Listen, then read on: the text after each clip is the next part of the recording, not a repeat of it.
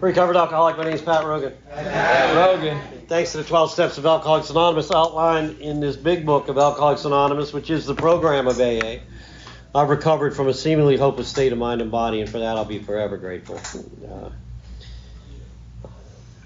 AA didn't just save my life, but it gave me a new life, and I am just overwhelmingly grateful tonight.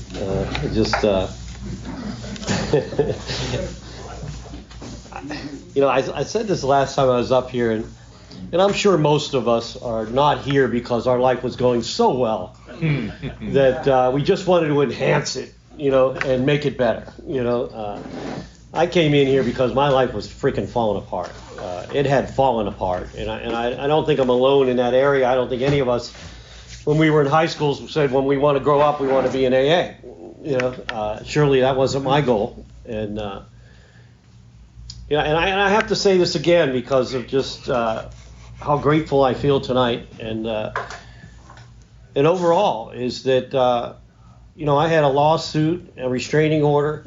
I had lost my house and custody of my two boys, and she got the car, the house, and I was living in the back room of my mother's house, and I was deciding whether I should drive the Sawgrass Expressway or buy a pack of cigarettes. And that's where I was financially. And I truly felt my life had fallen apart. And I just didn't know that it was falling into place.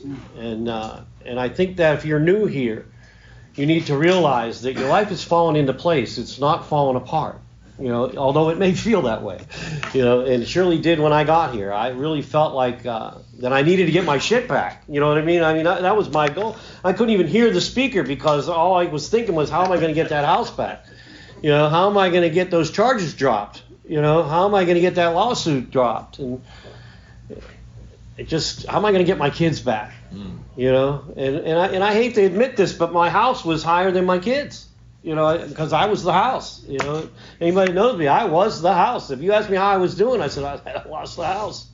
It's just, that was the central fact of my life was, the house. Once I got the house back, they asked me how I was doing. I said the car ain't running right. Not making enough money. That's how I'm doing. I was the outside. I was the inside. I really believed that the outside was going to fix the inside. That if I could just get the outside right, if I could just get her and it and them off my back, I would be okay. And it's just not true. It's just not true. I mean, when we go through this process and we look in the rearview mirror, we realize we drank when the sun was shining and we drank when it was raining. I drank when I got the girl and I drank when I lost the girl. I drank when I bought the house, I drank when I lost the house. It didn't matter. I loved the effect produced by alcohol. That was why I drank. And I needed the effect produced by alcohol. And it was just hard to come to terms with what my real problem was. And it was me. It was me and my attitude. I couldn't see it. I just couldn't see it. And who would? I mean, I never thought about looking in the mirror before I got here. You guys, you need to stop pointing the finger and look in the mirror and going, if you had my life, if you had my wife, if you were under the pressure I'm under, if you had lost what I lost, you'd need a drink too. And let me tell you something, the group conscious at Brady's Lounge agreed with me 100%. They were on my side, man. And many times I left that bar with some direction from those guys, and some of it ended up in jail or a restraining order. But the whole, look, if you're new, the whole foundation and cornerstone of this program are the first two steps. If you don't get the first two steps, then you're just, the rest is a waste of time. I hate to say it. You need to be convinced without a doubt that you are powerless over alcohol or any mind or mood altering substance, whatever that is. I mean, that's my deal. I like the effect produced by anything that will change the way I feel. And that could be money, women, drugs, alcohol, name it. A new car, a new house, another job. Everything seems to lose its shine to me at some point. And I need more. But I couldn't see that when I got here. I just couldn't see it. And once somebody said, and I've shared this many times from the podium, that that my first 90 days were torture. I was dying in the rooms of AA because I didn't know what it meant to be powerless. Because what I heard in these rooms was, you are powerless over people, places, and things. And that don't mean shit. That is not what I'm powerless over. I am powerless over any mind or mood-altering substance. That's what I'm powerless over. Because no matter what the circumstances were, I needed to change the way I felt. And what does that mean? I didn't even know what that meant for the first 3 months that I was in recovery. And simply, it's the ABCs that we just heard. You know? I can't stay stopped given sufficient reason. Given sufficient reason, I can't stay stopped. Ill health, loss of a marriage, loss of my children, loss of my house, loss of a job, loss of a career, jail. I can't stay stopped. And once I start, I can't control the amount I take. I'm not that guy that can just take the edge off. I'm not that guy. You know, I just need to take the edge off. I lost jail and convinced myself, I left jail, convinced myself that you just need to take the edge off. Where do you think I ended up? Back to jail. Right? Because I can't take the edge off. And that's a requirement for recovery, not a requirement for membership. You can't get thrown out of this place. That's the cool thing, you know. They can't kick you out of AA, you know. You can always come back. Nobody can tell you can't come back. But let me tell you something. There's 2 requirements for recovery, and that's it. 1 and 2. Steps 1 and 2. You know, if you can't get that, you're not going to get this. And once I got that information, I was off to the races. My life began to change. Why? Because I started to look in the mirror. I started to look in the mirror. That 3rd step told me, look, dude, your problem is you're selfish, you're self-centered, you're driven by 100 forms of fear, self-delusion, self-pity, and you step on the toes of everybody around you, and they retaliate, and you blame them. You are the problem. Look in the mirror, Pat. You're the problem. No, that's not true. Yeah, it's true. You want to find out if it's true? Put a pen to paper. Put a pen to paper. You'll find out if it's true. Now, let me tell you something. It didn't take much to put on paper to figure out, oh my God, they're right. Oh my God. It's me, not them. They're protecting themselves from me. They're reacting to me. I'm blaming her for taking the house. She's trying to protect my children. I'm blaming the police for arresting me. They were called to the freaking scene. It was a 911 call. I assaulted my wife, and I'm blaming them for getting arrested. The truth is right there. I started to get relief as soon as I found out, my God, what you're telling me is true. And like Pete said, I had my experience in step 5. I had the obsession lifted in step 5. I shared with you guys last time I was here. I had a major experience in step 5. God entered my heart in step 5. I didn't even know what that was when it happened. I didn't know what I was going to call it. But I know this, that God was proven to me that day that I shared my 5th step with a priest in Coral Springs. I can't prove it to you, but it was proven to me. I had faith in the unseen at that moment. And I knew you guys had the power here. I knew there was a power here. It entered my heart. It removed the obsession. I have not, as Pete said, I have not had the obsession to drink since that day. That don't mean I haven't thought about it. And that don't mean that my mind doesn't still think that shit works. Because I stubbed my toe. I think Vicodin, man. I don't think ibuprofen right away. My second thought might be ibuprofen. My first thought is hydrocodone. Sorry, knee-jerk reaction. I'm sorry. I still remember that warmth. I still remember that rush. I still remember when that oxy kicks in. I still remember that 4th drink. But I know the truth. And the truth is, there has never been a 1 drink or 1 of anything in my life. Never.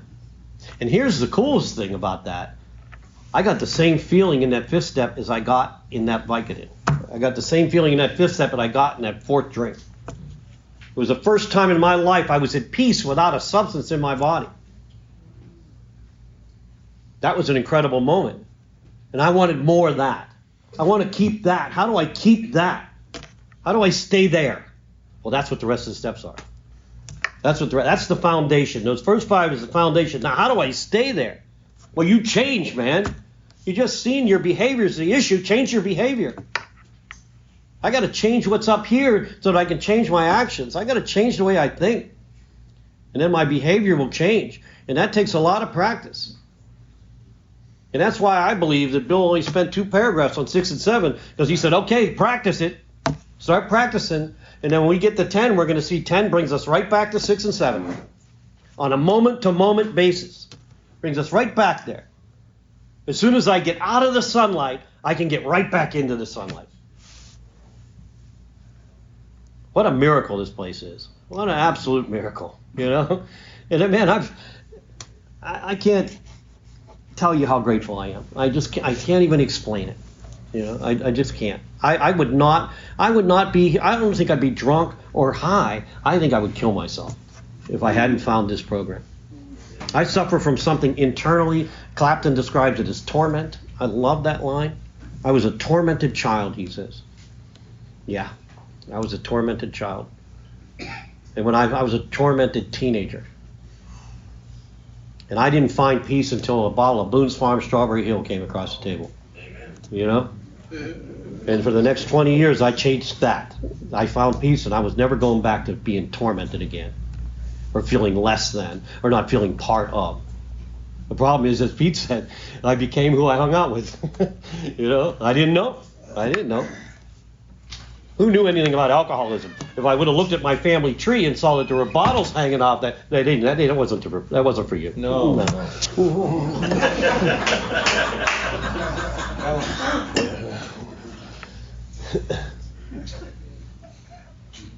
Who knew about an allergy? Who knew that we didn't have a choice once we started? Who knew? I didn't know. You know? But we got some unfinished business when we hit 8 and 9. You know, there's 3 dimensions that we live in, and we got to get right in all 3 dimensions. There's the spiritual, mental, and physical dimension, right? God, me, and you, right? And we treated 2 forms of that spiritual sickness in the 4th step, but we have some unfinished business, and that's where 8 and 9 comes in, right? I'm okay with God and me now, but I'm not okay with you, right? Resentments and anger. First form of spiritual sickness. What's the second one? What's the underlying corroding thread beneath it all? Fear. I got a solution to my resentments. I got a solution to my fear. But there's this guilt and this remorse and this shame and these dark clouds hanging over my life from the people that I've hurt out there and the people that I owe money to and the warrant that's still out there, you know, and the restitution that I still have to make, the child support that I still owe. There's a lot of unfinished business. I need to deal with that spiritual sickness right there. And there's no coincidence that 6 and 7 is plugged in between 4 and 5 and 8 and 9. Because there has to be some demonstration of change before I face you. Something has to change. My thinking and my behavior has to change, or it means nothing. If I show up the same person, what am I going to say to you? I'm sorry again? You know? Oh, I'm sorry. Yeah, we've heard that shit. You know? Yeah, you're sorry. Move out. Get out. Where's my purse? You know? That's what my mother would have said. Where's my purse? Where's my jewelry? There has to be some demonstration. And I'm starting to change. My behavior, my thinking is starting to change by the time I get to 8 and 9. You know? And I'm going to spend too much time on 8. I mean, in the big book, it talks about we did 8. 8's on our 4th step. The first column of our 4th step, that's the beauty of following the directions in the book, is that our first column on our 4th step where we've hurt anybody is our 8-step list. It's really done. Everybody on our harms and our sex inventory is the 8-step list. We've hurt those people in some way or another. We go a little bit further with it. And we try to distinguish, and this is just me, it doesn't say anything about this in the book, but what I want to get clear on with my guys, and what I needed to get clear on, was the difference between what I did and the harm, right? What I did was I stole money from my mother. That wasn't the harm. My mother doesn't even want the money. The harm was that my mother couldn't trust her own son. My mother had to hide her valuables when her son came to her house. My mother had to make sure that her jewelry and everything was locked up when she left the house in case I showed up when she wasn't there. My mother was up most nights wondering whether I was alive or dead. My mother got a good night's sleep when I was in jail. Leave him there. That was her words. Mom, come get... Nope, I'm going to get a good night's sleep tonight. Yeah. My uncle would want to come and get me. She'd say, leave him there. He'll be fine.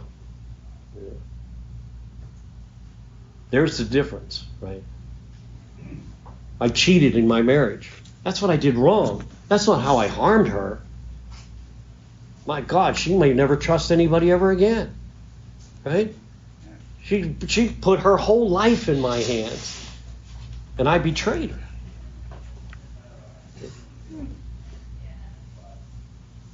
You know, what came to mind was, the punishment of the cheater is they can't trust anybody, right? The punishment of the liar is they can't believe anybody.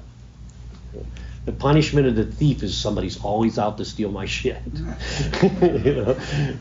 That's the punishment that we get.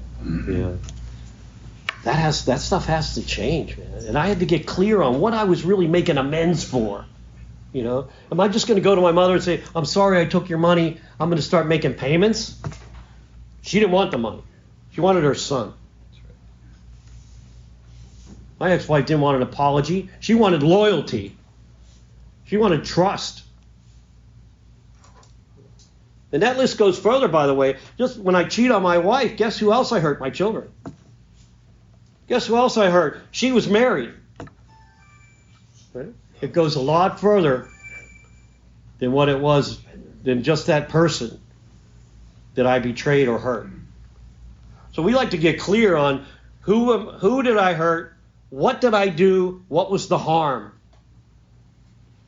and then what's the plan for the amends. Because I want it written, because we're going to rehearse it before you go. You're going to write a letter, I'm going to read it before you send it. Right? You're going to start making payments, I want to see it before you send it. And there's a few rules I like to get into. Well, look, this step is pretty specific on what we're going to do, right? We're going to make what kind of amends? Direct, right? When are we going to make them? Wherever possible.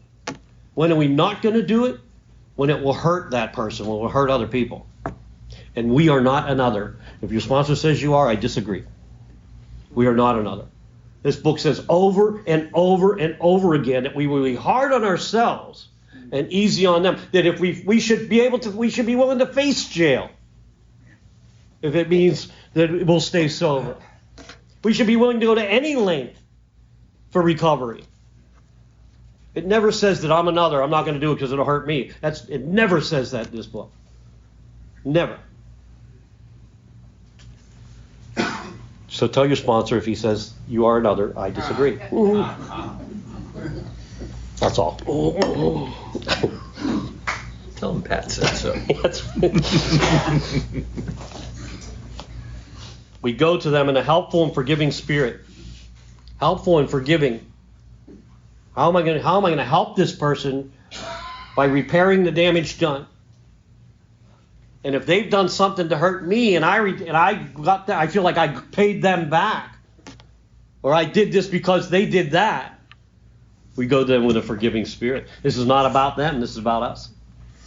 This is not about them staying sober. Their life doesn't depend on cleaning their side of the street up. Ours does. My life depends on removing the things that are blocking me from the sunlight. And these defective relationships are blocking me from the sunlight. That's one of my favorite lines in the 8th step in the 12 and 12 is defective relationships are the cause of all of our problems, including our alcoholism. All of them. Not just our drinking or our drugging. They're the cause of all of our problems. My inability to get along with other people. Which is, I don't really like people. Dogs, I love dogs. They're the best. Less people, more dogs. Helpful and forgiving spirit, confessing our former ill feelings and expressing our regret. Right? I deeply regret. Not I'm sorry. Deeply regret. Deeply regret. That would be the line that I would suggest. They've heard I'm sorry a million freaking times. It doesn't have any power anymore. I deeply regret, and then my behavior. Here's the rule number 1. Under no condition do we criticize a person or argue with them. Right? It's not about them again, it's about us. Rule number 2, we don't try to tell them what they should do or what they should have done. Right? And rule number 3, our faults are discussed, not theirs. Right? Never discussed. And it doesn't matter how they react. It's in the willingness to put the situation back the way it was intended to be. Repair the situation. Doesn't matter. The book tells it doesn't matter if they throw you out of the office. Doesn't matter. We did the best we could. Is there anything I could do to make this right? No. Get out. I'm gone. I'm gone. You might have another opportunity somewhere down the road. We're not going to beg them later. It says we are not servile or scraping. We don't beg them for forgiveness. And we don't argue. We don't argue. It's just it. We don't want to go make amends and then owe an amends for trying to make amends. Right? Right? We don't want to get thrown out of there and then end up in a fight. Right? And that's, by the way, why I have my guys write the plan. Because we'll have an escape plan, which might be necessary. We do the same thing, in early recovery when you're going to a wedding, right? Or going to somewhere where there's going to be liquor there, a bar, open bar. Do the same thing. I'm going to call you at such and such a time, and this will be your out. If you want to get out, tell them an emergency just came. I go, oh yeah, I gotta. Yes, I'll be there right away, and we're gone. We can get out of the business meetings. You might have a business meeting in early recovery. I did. We had a lot of them in the bar. Well, how many restaurants don't have a bar? But those guys like to sit at the bar. But man, we had a plan. How am I going to get out of there if it starts getting uncomfortable? Without having to tell my boss that I'm in recovery, I got to go. I'm an alcoholic, I got to go. In some circumstances, you can do that. I can. I'm in a business where I can do that. If you're a stockbroker or a lawyer or something, you might not want to admit that you're an alcoholic or a drug addict. It might hurt your business. I don't know if I want somebody investing my money that admitted they're a crackhead.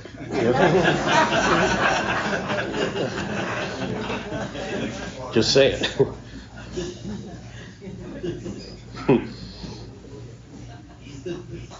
One of the people on Zoom just really perked up. Love my crackheads.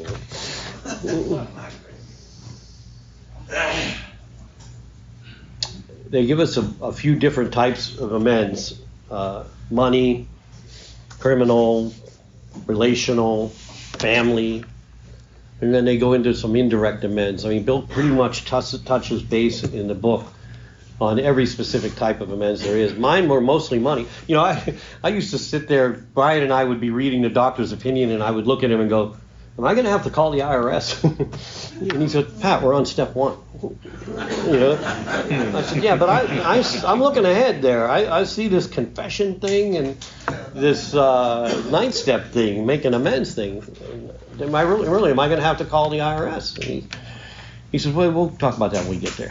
And he would say this, and I will say this to you, is there's a reason why there's 8 steps before 9. Because we're on different footing by the time we get to 9. Somebody else is running the show. I'm not running the show anymore. There's somebody else in charge, and I have to have faith in that, or at least be willing to believe in that, right? Not necessarily faith. At 5, I had faith in that because my life had really changed. I felt the presence of a power greater than human power in my life.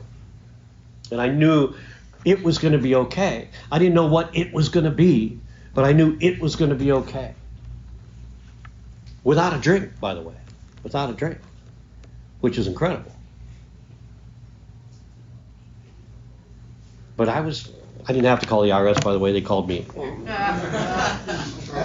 I was 9 months sober, and I got the letter. And I'll be honest, I filed. I don't know what was on it. You know, I know this. I got money back every year. You know? I used to tell the accountant, just make it so I get money back. However you do that, just do that. But I had no idea what was on there, and look, and I'm not. Bill tells us we make the best deal we can. You know what I mean? Like, I love that Bill Wilson wrote this book. You know, because he said, call him up, make a deal, and I didn't go by myself because I knew I was incapable of honesty in that situation. I'm still incapable of honesty in that situation. I still can't do my own taxes. I celebrated 33 years last month. I can't freaking do my taxes. There's spiritual warfare that goes on. I got Yoda on one shoulder, do the right thing you must, and Vader going, fuck him. So I just give it to the accountant and say, here, figure it out. Here's my QuickBooks file, and you guys figure it out. If I owe, I owe. If I don't, I don't. I just know that if I just keep doing the right thing, that everything, it will be okay. I just know that. I know that today because that's the history that I have since I got sober. That if I continue to do the right thing, good things happen. And if I continue not to do the right thing, I think everybody's out to get me, whether they are or they're not. Like I said, the punishment are the liars that can't believe anybody. And when I'm doing the wrong thing, I think you're all doing the wrong thing.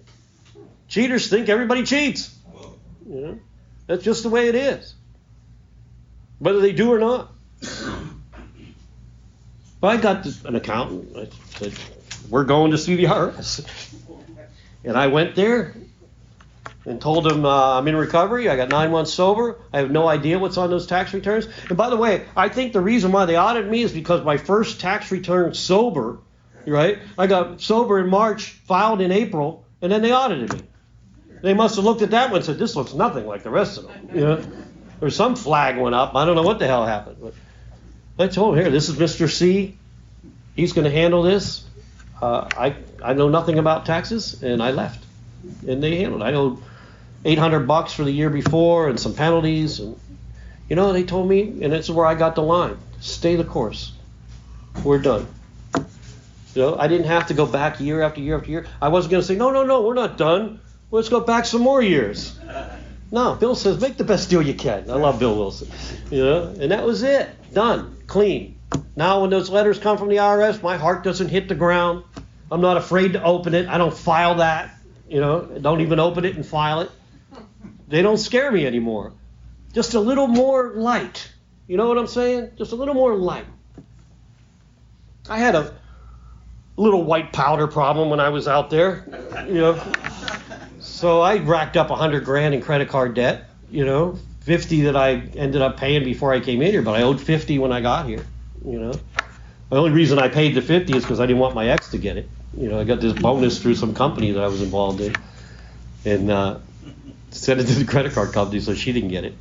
My motives weren't exactly pure, but I owed $50,000 when I got here, and I looked at Brian and I said, how long it's going to take me to pay that back?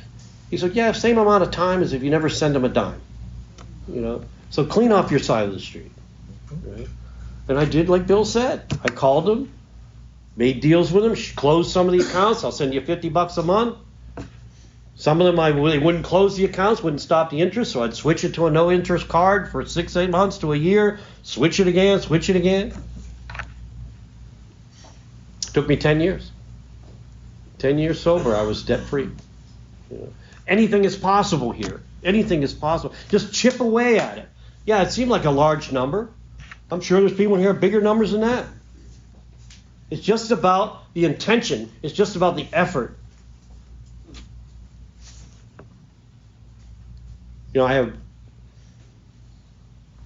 shoplifting issues when I was out there. I'm sure none of you do, but it's going to be hard to walk into Walmart and get anybody to understand that you've been ripping them off for the last 10 years or 15 years, 20 years, whatever it was. And I tell my guys, if you were shoplifting, put a number on it. How much do you think you took? Right? And the 8-step list isn't about making the amends, it's about a list. Don't forget that. It's about being willing. It's not about doing at that point. Right? I'm willing to make the amends if I can. I'm willing to do that. And I'm willing to make amends to Publix, who I stole food from. I'm willing to make a list amends to Walgreens. But I probably can't walk in there and say, I think I stole about $1,000 worth of stuff. Who do I give this to? Or who can I make a deal with? Who can I make payments to? And what I was told was find out what charity they're involved in and start sending $10 a month, $20 a month, whatever you can afford, $5, $2, whatever you can send, contribute to that charity that they're involved in until you feel like you've paid it off, until you feel like you've made amends. And let me tell you something, the universe will tell you when you're done. The God within will tell you when you're done. You know that feeling. You know that one that says, it's not over. I lied. That was wrong. But we always say, Brandon, put the cart back. Okay? Not that we do, but there's some voice that tells you, put the cart back. Okay? I should stop and help that guy. We go right by, but there's a voice that says you should stop and help that guy. That's the God within. That's the voice that I got to start trusting. So that's what I did. I started making donations, contributions to whatever charity they were involved in. In some cases, it is about getting right with the universe, not necessarily right with that. They're not going to take the money. Publix isn't going to take the money. They don't even know how to take the money. I mean, how do we balance that? You know, the guy that stole money paid it back. How do we put that on the books?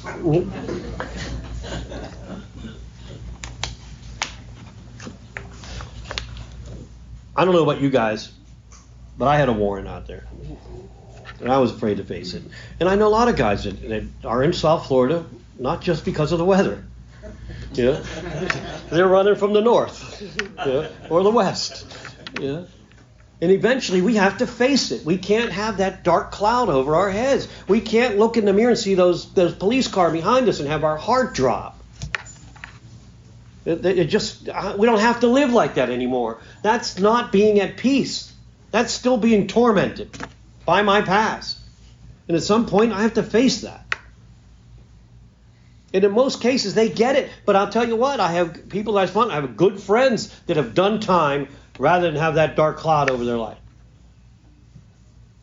My friend Sarah did 3 years. Turned herself in, did 3 years. She had 3 years sober, did 3 years. Didn't want to live like that anymore. I don't have to live like that anymore. I'm just going to do it, get it over with, because I have a life ahead of me. The 3 years isn't forever, but I have a long life ahead of me. You know what she did? She went into that jail, started a big book study, and I got people coming to my home group on Monday night saying, Sarah sent me. Right? Whew. That's what I'm talking about. That's what I'm talking about. That's living in the sunlight of the Spirit. That's trusting God. Knowing that if I do the right thing, it's going to be okay. But I have guys, one of the guys I sponsor went up to Boston and turned himself in, but we got an attorney first. It was a public defender. He couldn't afford nothing else. I want to face my charges. Goes into the courtroom. The prosecuting attorney is in NA. Right? He has a letter for people from me and the people that he's in recovery with, telling him how much time he has, how well he's doing. The judge looks at it, the prosecuting attorney looks at it and says, let's give him probation instead of jail time. And he left there, he calls me, he says, you're not going to believe what happened. I said, I believe anything happened. Are you kidding me? I'm free. I'm free. And what did I quote him? I quoted him Fred. It was the end of a perfect day. Not a cloud on the horizon. Where are you going, my friend? He said, I'm going to go to a meeting and share how grateful I am. There you go. There you go. That's what I was going to suggest. But we have it. Alimony, child support. Look. A lot of deadbeat dads in here. And I'm using that word, yeah. Take care of your children. You're responsible. Take care of your kids. It's not her fault. Completely. You were involved. It's your child. I was raised by a deadbeat dad, so that's not who I was. I took care of my kids. But I get it. we're in the throes of our addiction. The money's towards the addiction is more important than the money towards my kids in that moment. Look, I traded a drink for custody of my 2 boys. So I get it. But you got to make it right. And we'd send a check, send a check for the current and a little bit for the past, And that's where you're going to write a letter with it, and I'm going to read it before you send it. But when we send it, we're going to send money with it. And we're going to start getting current.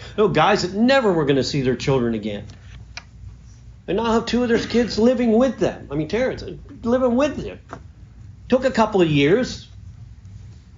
But their boys live with them now. It lives with him. They split time between the mother and the father now.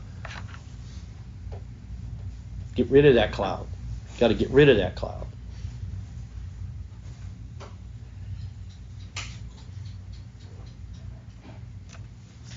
I didn't know I had a warrant until I went to buy a gun.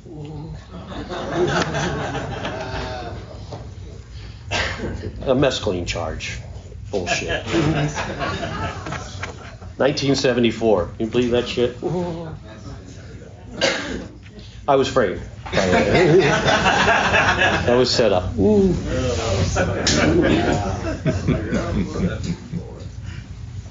Got to take care of it. What do I got to do?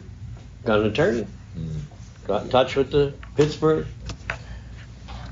Took care of it. It cost me money more than anything, But I don't want it to go away. I don't want that cloud over my head. Fortunately, back then they didn't have computers. Microfiche, that shit was destroyed. Couldn't even see it by now. But still, I want to make it right. I want to make it right. The family's the toughest one because, as our book says, our credibility comes from demonstration, not proclamation, right? Our credibility doesn't come from saying anything. They're watching our freaking feet. They're watching our feet. And my oldest son was 12 when I got sober. My youngest was 2. And my youngest son doesn't ever remember seeing me drunk. My oldest son witnessed violence. He witnessed, he watched his mother hit the floor. And that's how I got arrested. And I don't even know what she said to this day. I came home from Brady's Lounge at 2, 3 in the morning, and she said something, and I knocked her down. I thought it was the beginning of the end. It was the beginning of a new life. But I thought it was the beginning of the end. He witnessed that. He witnessed his father put his fist through his bedroom door. He was afraid of his father. No child should have to live like that. And there was no proclamation that was going to change the way he felt when I got sober. There was no amends that he was going to say, yeah, it's okay, Dad. That's not what he said. When I made the amends, he said, yeah, that sucked. That sucked. We had to move out of the house. We had to get an apartment. We had to leave their room. It was a bad scene. And even though we developed a relationship, he never really accepted the amends. I'm going to read something. I was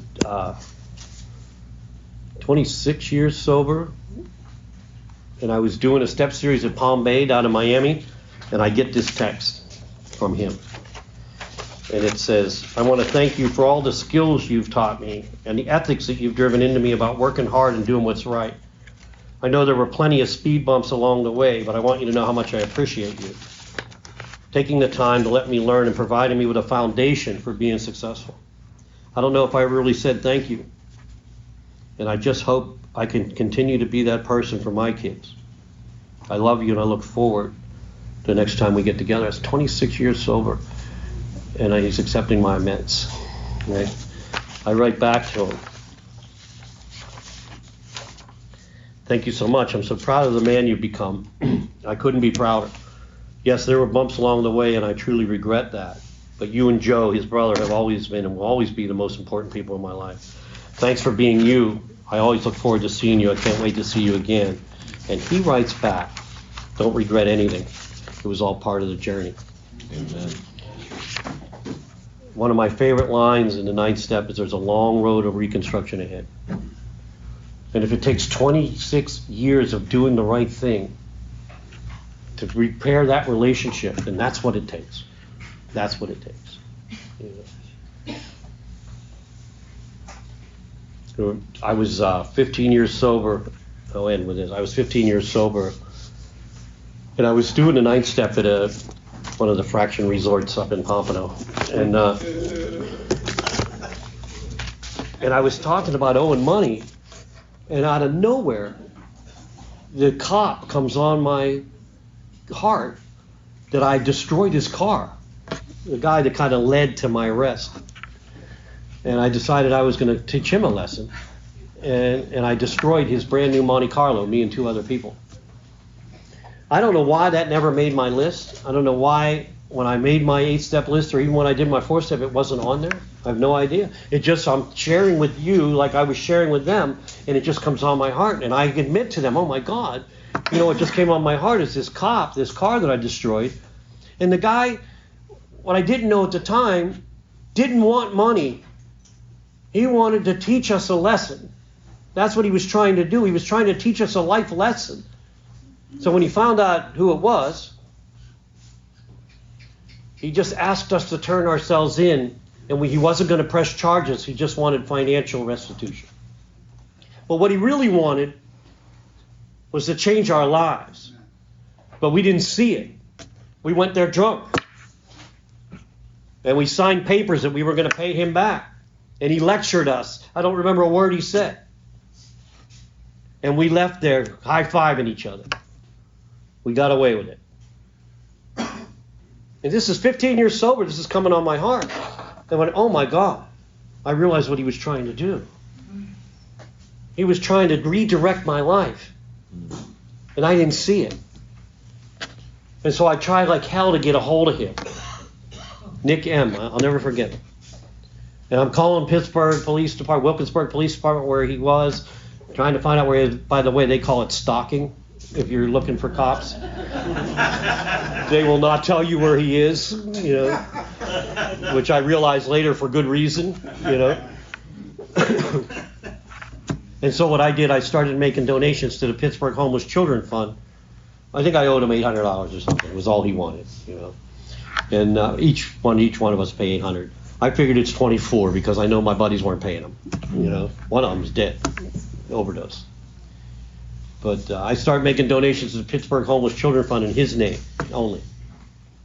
So about a year ago, my sponsor and I are driving to my home group on Monday night, and I get a call from one of my running buddies from the old days, Dave P. And Dave says, I seen you on Facebook, man. He said, how you doing? I said, I'm doing good. And we started having telling more stories, right? We started telling about those tragically hilarious stories that we you know, the wrecked cars and the robbing the gas station and, you know, all that kind of stuff. You know, and I says to him, you remember when we destroyed that cop's car? And he goes, what cop? I said, no, Nick M. He says, Nick M. I said, yeah, Nick M. He says, you weren't there? He said, no, I wasn't there. And by the way, that's my uncle. Oh. I said, you're kidding me. I've been looking for Nick for years, for 17 years. I've been looking for Nick. He goes, no, he's dead. I said, oh, shit. I said, well, is there anybody? He said, but his wife's alive. My aunt is alive still. And he said, by the way, his daughter's on Facebook. He said, how about messaging his daughter? And I said, yeah, that's what I'll do. And I messaged his daughter. And I told her what happened. I told her, I did something tragic when I was younger, under the influence. I got sober in 1991.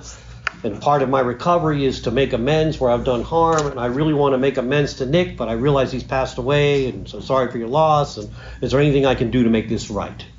You know? And she writes back to me, did this have anything to do with paint? Because we threw paint all over the car. She was 5. And she writes back, we were afraid to leave the house. My mother and I were afraid to leave the house. You know.